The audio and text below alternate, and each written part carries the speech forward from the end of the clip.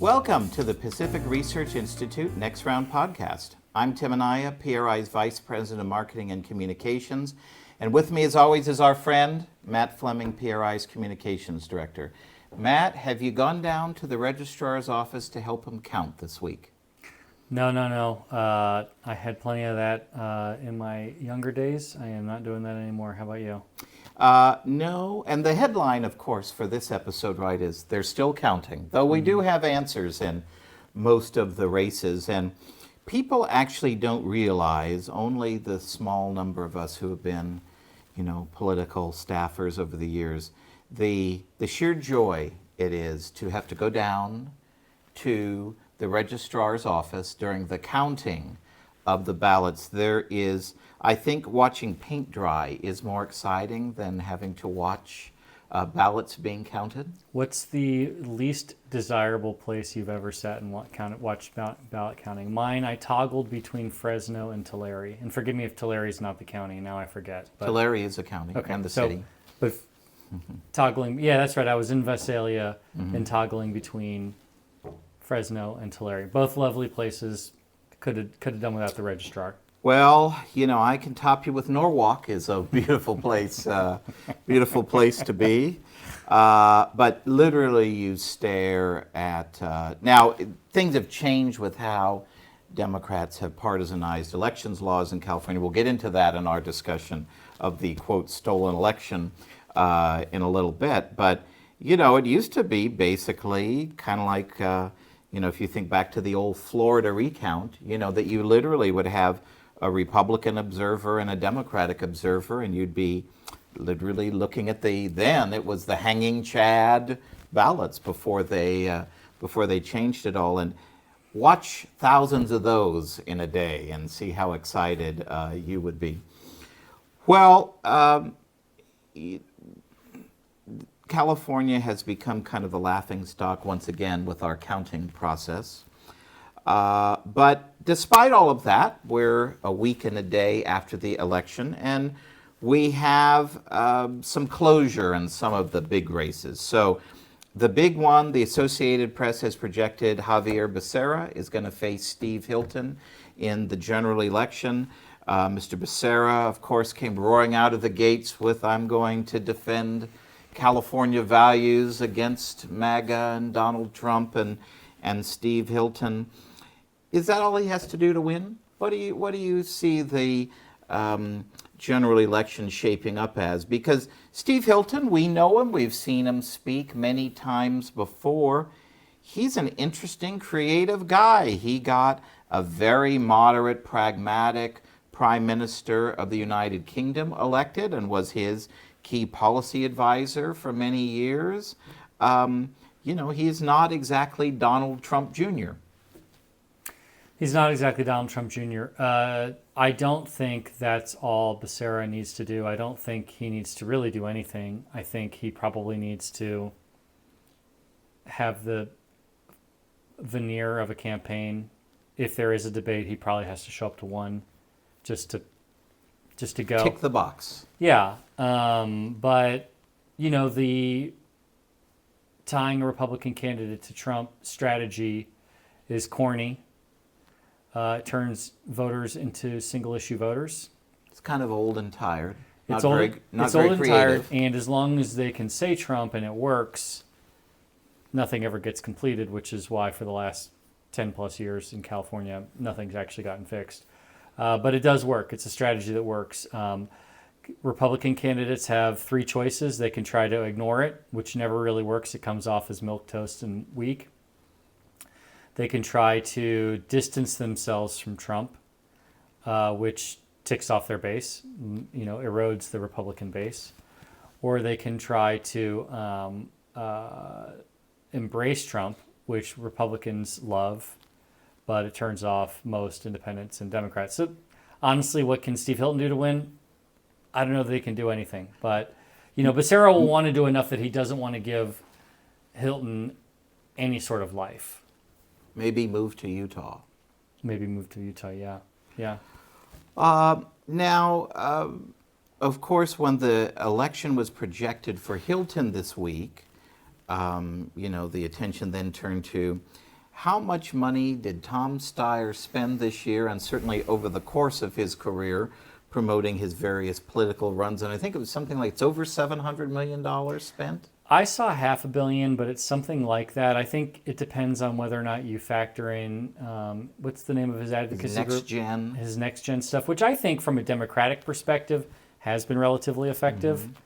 But I think on his personal campaigns, the number I saw was $500 million. And I mean, who says America isn't a great country where you can, spend 25% of your, is he worth $2 billion or $2.5 billion? I said somewhere in between. You can spend 20 to 25% of your net worth, which is $500 million, on failing political campaigns and live to tell the tale. I mean, who says America is not a beautiful country? I would buy a house in Saint-Tropez instead, but you do you, as the kids would say. Now, he was quick to put out a statement congratulating Mr. Becerra and endorsing him. What do you think is the takeaway from the hotly contested Democratic race? You think everybody's kumbaya and ready to go, or are there going to be some lingering hard feelings going into the general election? I think you and I both know that in politics there will always be the lingering hard feelings. I think publicly they'll all play ball because what's the point? I mean, at a bare minimum, if Steyer were to say Becerra is awful, everything I said on the campaign trail I meant, he should never be governor. I think that just exposes him to questions of, well, what does that mean? Are you just not going to vote, or are you going to vote for Steve Hilton? And he doesn't want to answer that. He doesn't want to do that. So I think everyone publicly is going to say they support Becerra and be a team player, which is the same thing Republicans would probably do too. But behind the scenes, you know that in politics people have very long memories when it comes to grudges. Quickly following the Steyer endorsement was the endorsement of the missing man in this year's gubernatorial race, Gavin Newsom. What role do you anticipate Newsom playing in the general election candidate? Because by all accounts, Newsom is, well, let's say, probably cool to a Becerra. Obviously, he wants to get him elected. You don't want the legacy of when you're about to go on the presidential campaign trail to be that you elected a Republican governor on the way out the door. How do you see their relationship evolving? What role do you think Newsom will play in the general election? I don't think that much. I think he'll show up at some events, but I think Newsom doesn't want to go to an event and have the other guy be the star. And that's what he would do at a Becerra campaign event. So I think he might do one or two just to play ball. But Newsom's focused on other things. And truthfully, Becerra doesn't really need his help. Well, certainly you couldn't have two more different personalities than a Newsom and a Becerra. No, we've said it a bunch of times. Becerra is almost certainly going to be the next governor. I don't want to say anything certainly because you never know, and I feel like this is why they have campaigns. But how many people were certainly going to be elected governor before Becerra? It's too many to count. Totally, and as a sports fan, things happen.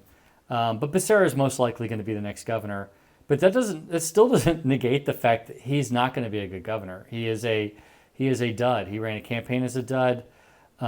His prior experience, he was a dud. You're seeing it now where previously where other members of the Biden administration are coming out privately and saying that Becerra sucked as chairman or secretary of HHS. And that says a lot coming from that bunch where you didn't have a lot of winners in the Biden cabinet. When you're the standout loser at the Weekend at Bernie's presidency, there is something really to be said for that. Again, that is a callback to what we were talking about earlier. People have long memories, and they are more than willing to. They'll play ball until they don't need to play ball. But I think Newsom will do everything he can to pay lip service to looking like he's helping, but he's focused on other things, and I don't think he cares that much, and I don't think Becerra needs a whole lot of help. So California has been in the news since election night because of the slow pace of our counting ballots. I think at this point there's about 1.5 million left to go statewide, maybe a little less than that. You know, as we mentioned last week, when you go on the Secretary of State website to look at the count in your favorite race, there's a big sign at the top that says now it's 29 days left to count, which does not give much confidence. And of course, and we'll get into the LA mayor's race in a little bit, but it's leading itself into discussions of, well, these are some Democrat conspiracy theories at play to steal elections in favor of Democrat candidates.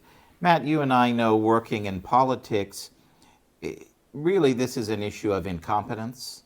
It is not, and it is an issue of laws have been changed to benefit the majority party. There is no malfeasance or conspiracy theories going on here.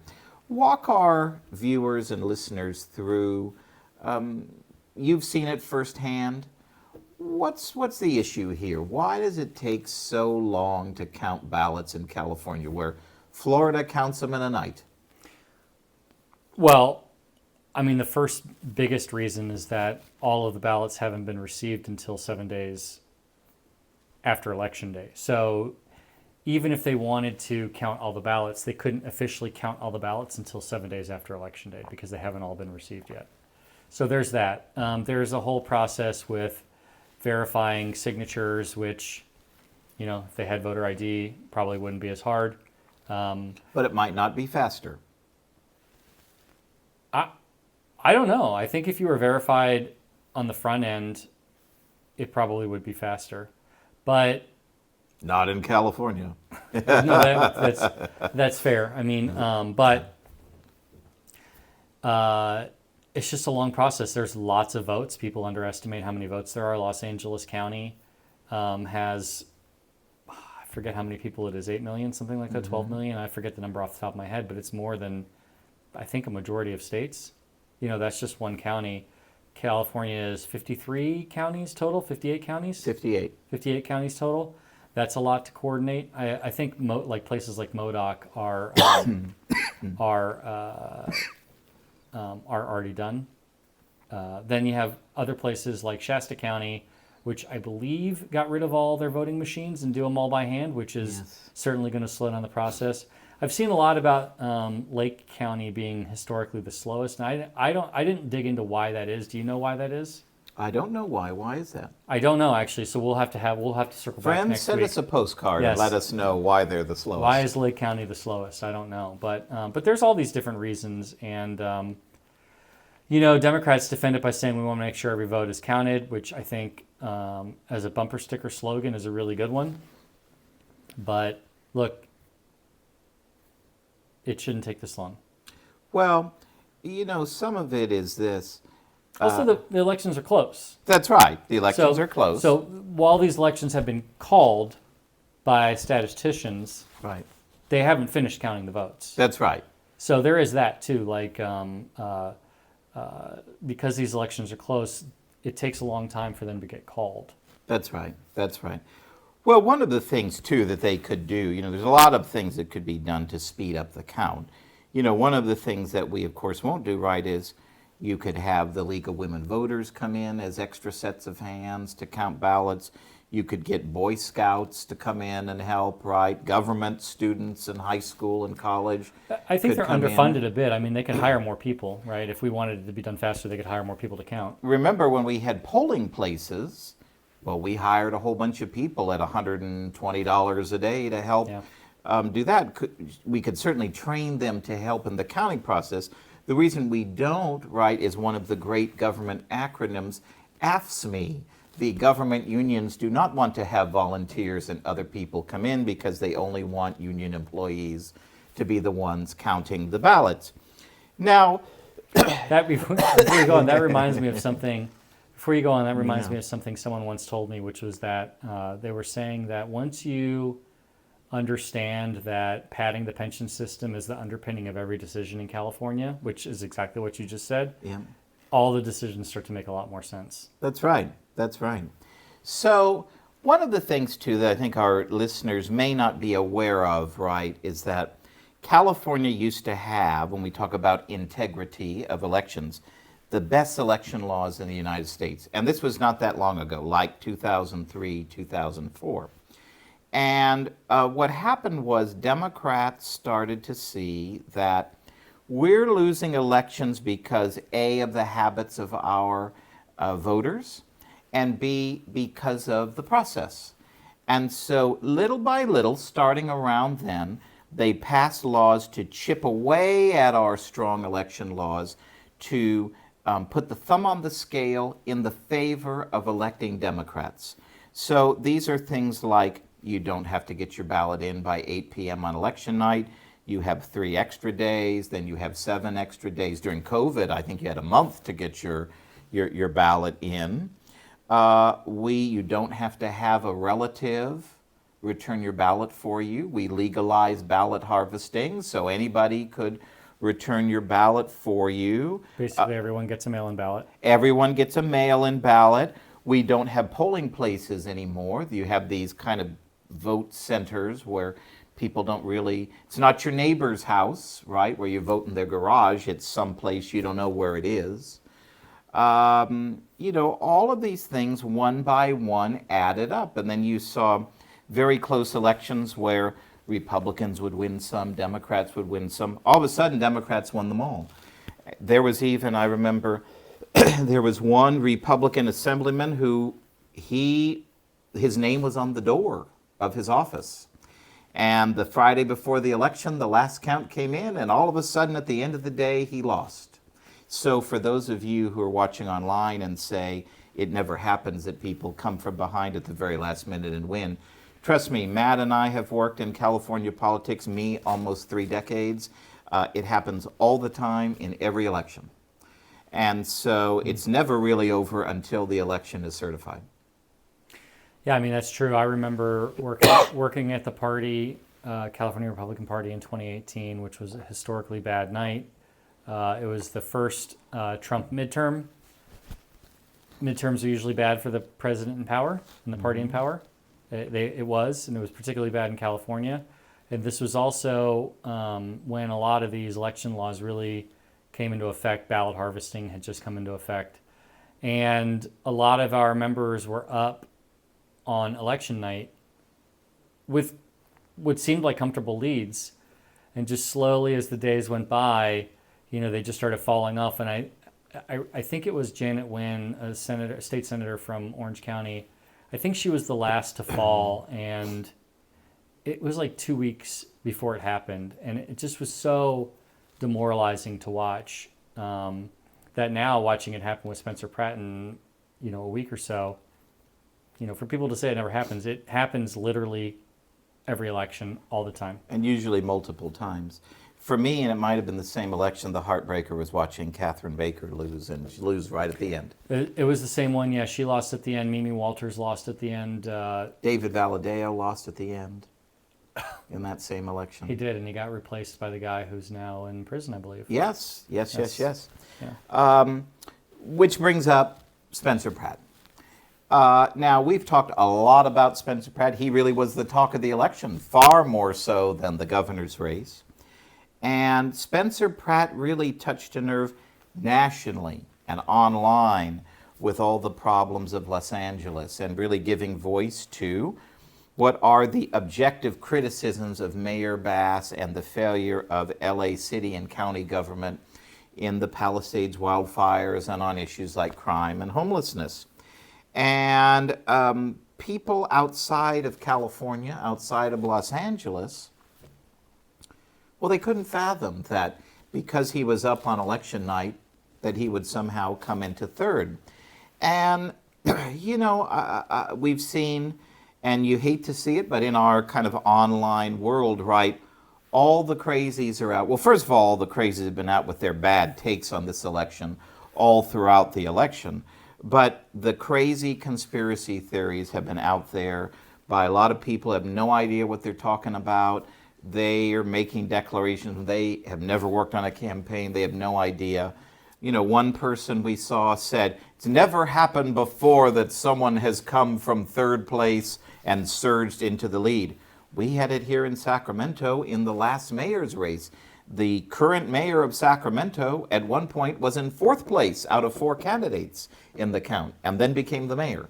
So to say that it's never happened in American history, well, that's a silly statement. But look at the polls going into it. We talked about it here, right? It was a close 3-way race. There were some polls that showed Rahman in second. There were some that showed Pratt in second. All 3 candidates were hovering in the high 20s to low 30s. Anything could happen in that case. And this is an example of anything could happen. That you just happen to have Rahman and Bass make the top 2. Could have easily been Pratt and Bass or Pratt and Rahman. What happens in a close race. People put too much stock in what they see in a poll. And I'm not saying polls are wrong, but there's the margin of error, which means that if a margin of error is, plus minus 3, then if somebody's at 12, they could get as much as 15 or as low as 9. That can really change a lot of things around. Also, pollsters aren't going to get the universe of voters totally accurate. There's really good pollsters, really good statisticians who will give you a pretty good idea of what's happening, but they're not going to. The only poll that is 100% accurate is the actual how people voted, right? Which is in effect it's a poll. But you're right. So many people have wanted to blame this on fraud. They are concerned that a lot of the later votes, the later counted votes, went for Nithya Rahman, and they say, even a friend of mine texted me that morning, and he was like, it just seems statistically impossible for that to happen. And I'm like, I don't even know what would make that statistically impossible. There's nothing statistically impossible about that. Different groups of voters have different voting habits. Republicans tend to vote earlier now, especially since,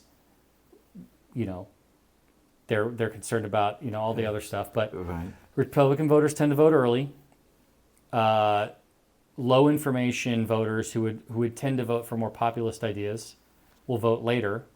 And that's a lot of Nithya Rahman supporters. And I don't mean low information like they're stupid, but people who haven't been paying much attention. And this time in particular, a lot of people, I think, were waiting till the end because the gubernatorial election, the top of the ticket, which is the thing most people pay attention to, was so contested and so close, and things were changing so much that I think they were legitimately, at least on the Democrat side, waiting until the end to figure out what it was they wanted to do. So there's a lot of reasons why, but this idea that everyone is supposed to be a proportional amount of votes all through the election doesn't make sense, because votes are coming in from different neighborhoods, different precincts. That's right. Different groups of voters are voting at different times. Like, this idea that it's all supposed to be proportionate is just not true. That would be statistically impossible. That's right. The other thing, too, it's election month in California. It's not election day or election night. And so when you're looking at this, polls, right, are a snapshot in time. Well, people are voting over the course of a whole month, so they're going to get it a little wrong, because if you captured the vote the third week of May, it could be very different the last week of May. So there's that. And when the votes come in, factor into that as well. Has your vote ever changed over time? Like who you think you want to change, who you think you're voting for, and then you end up going to someone different? Yeah, I did it this time. So, I mean, now, I may not... So if we had caught you at the beginning of the month... Yeah, I would have said something different. That's right. Now, the other thing that I think all of these kind of conspiracy theories discount is that Spencer Pratt did a terrific job. This is an 18% Republican registration city, and he got, what, about 26%, 25%? I think it's actually closer to 14, 15. Oh, 14, 15. Yeah. So he's got, at say, a 10% increase over Republican registration, and we look at it that small a number. It's a huge overperformance of what he should be doing. And I think all of this conspiracy talk and the election was stolen really takes away the great accomplishment that he has. And hey, he may want to stay and decide, I'm going to fight for the city and I'm going to get more involved in civic activities and maybe build on it in the next election. So I think we do Pratt a disservice to what he actually accomplished on the campaign trail when we have this kind of crazy talk. Agree with that. Also, how we act now sets us up for the future. And having seen this play out a bunch of times now, I mean, after all of these elections, there's always the same conspiracy theories where, oh, well, this never happens, and it just keeps happening every cycle. But if any sort of challenge to the Democrats, challenge to progressive governance of California is going to mobilize and be taken seriously, it has to put in the hard work of building an infrastructure, building credibility amongst the electorate. And increasingly, that just never happens. What happens is a candidate comes in, lands about where you could have predicted they would land, which is pretty much where Spencer Pratt landed. And everyone complains about it, and then nothing ever changes. And then everyone takes to Twitter as their form of activism, appealing to people all across the country who can't vote for the election.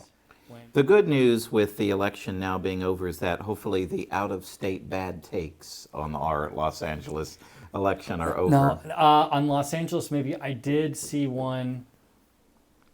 I can't remember what it was now. Shoot, I'm so sorry. But no, I've already seen they just keep coming. They just keep coming.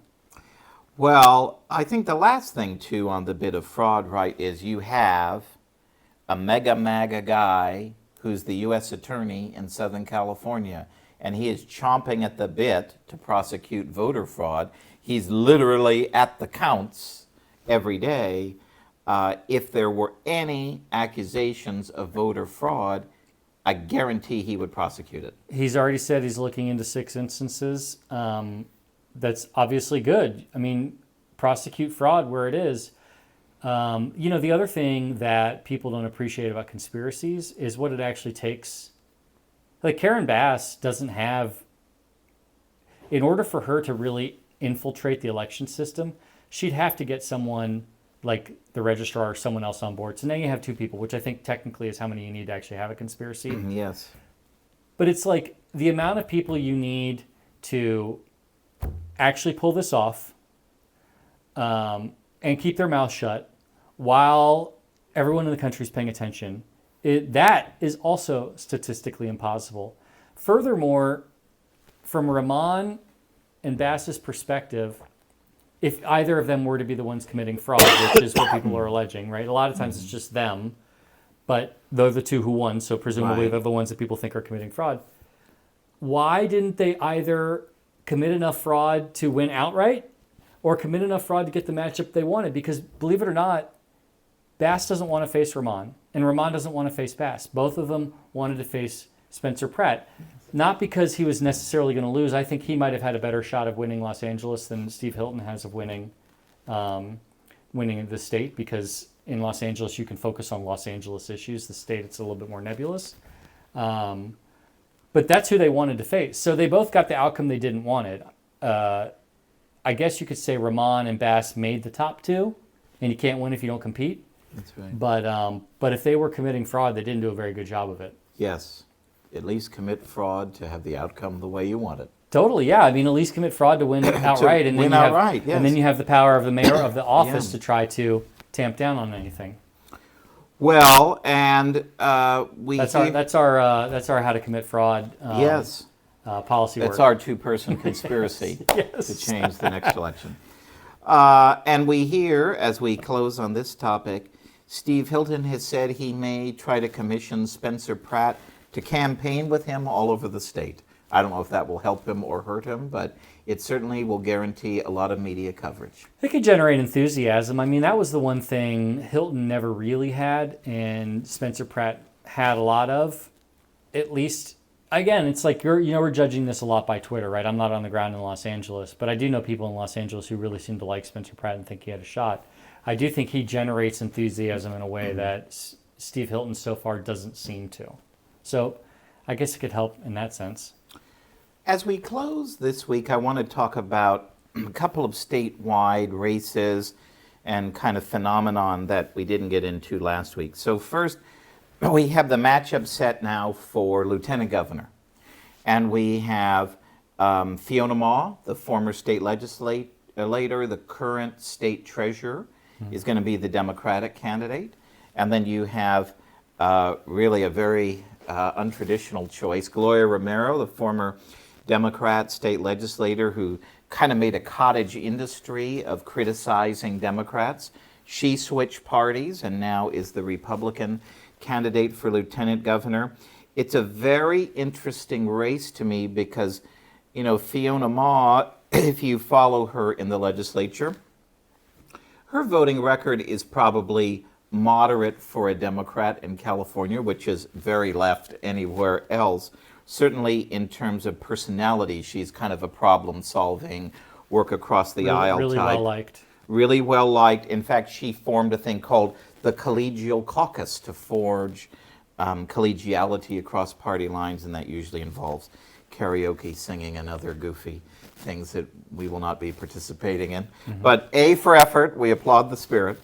And then Gloria Romero, you know, it's an interesting one watching her because when she was in the legislature, she was one of the most far-left legislators, if you look at her voting record. Single-payer co-author, really, you know, big abortion advocate, really big into gun control. Just seems like a very... Gay issues when it was very controversial, like in the late 90s. Very strange choice to be the Republican standard bearer in an election. Dare I say, if you look at the two of them together, Fiona Ma might tilt more rightward in her voting record than conservative one. So voters might have an interesting time trying to sort out that one. And then we have probably the most important race of the year that people aren't paying attention to, which is the insurance commissioner's race, where you had very far left, I think she'd call herself a socialist, Jane Kim, who's a San Francisco supervisor, versus Ben Allen, who is a current state senator, not really known for being a leader on insurance issues, but kind of a... Never sat on the committee, doesn't really have any sort of policy expertise. That's what I learned when I went to the insurance commissioner debate. Yes, kind of a Democratic regular. You know, he's, I think he's a run-of-the-mill Democrat. They like him, you know, well enough. Well, here you've got real problems with insurance in California. We still haven't addressed the real crisis. And you have two pretty stark differences. As you mentioned, you went to that debate a few weeks ago with the candidates for insurance commissioner. Preview this race. How are the two of them going to run against one another? And what do you think Sacramento's going to do, thinking that Jane Kim is probably the person they least want to see as insurance commissioner? Yeah, there's probably no, of the statewide offices, there's probably no office that needs policy expertise more than this one. Maybe superintendent, but this one is one where policy expertise is necessary. Having said that, I think it's also a free market position. So having said that, Jane Kim and Ben Allen are probably the two worst choices of the field of candidates. It's actually kind of remarkable how all the other ones, it was a spectrum, but it was a spectrum of people that were tolerable. Not many free market solutions offered by Allen or Kim. No, I mean, Allen, he doesn't care about insurance. What he wants is a keep his name out there. He's probably eyeing governor or senator or who knows what. But that's him. This is just a launch pad. Okay. For Jane Kim, I think she legitimately wants to fix the insurance market. She also was a San Francisco supervisor, so I'm guessing that she probably has ambitions too. But yeah, I mean, she was talking about wanting to have like a single payer, like property casualty market, maybe auto insurance. I can't remember which one, but just something just totally ridiculous. And she's obviously beyond the pale for pretty much any advocacy group in Sacramento. And you got to think, right, that, you know, insurance industry money is kind of dirty money running for insurance commissioner. So you got to think that groups like the Business Roundtable or Cal Chamber are going to have to step up and spend quite a bit of money to drag Ben Allen over the finish line, because you could tell with the vote that she got in this crowded field, nearly 30%, I think she's at 29.5 or something like that, that Kim's got real grassroots support. It's kind of one of those things, right, where, you know, because what would a free market person do? right? And we're not giving political advice. We would move to Nevada. We would move to Nevada. But it's almost like California Democrats in particular have flirted with socialism, like real socialism, so much that like at some point, it's like with my kids. At some point, I have to let them just kind of do the thing they want to do and learn from their mistakes. Hopefully, they both are going to suck, but maybe we should really see what socializing everything looks like. Just to take the medicine. That's right. That's right. Well, finally, as we close, we saw several key congressional races around the state settled. And, there was this question, right, when we had our chat last week, right, about, it was about halftime when we talked. And the question was, how blue a hue would the rest of the votes coming in be? And I don't think either of us expected they would be as blue as they came in. Yeah, it's been pretty blue. At least in the ones I've seen of any competitive race, including the governor race, which I don't think is particularly competitive, but the Republican vote share is underperforming.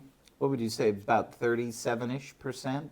Yeah, and a lot of these pretty races... weak for give the history of how does it normally fare in an off-year primary election for turnout? The gubernatorial primary, I think Republicans kind of get to about 38. Mm-hmm. I think we're underperforming that now, but with 53 candidates, obviously that's a lot of Republican votes to count. But it's not looking good. But then you look at, I think what was so deflating was you look at like the 5 seats that Democrats are trying to pick up in the congressional gerrymander, and all of them Republicans are underperforming where they should be, and it's just swamped in the slate vote.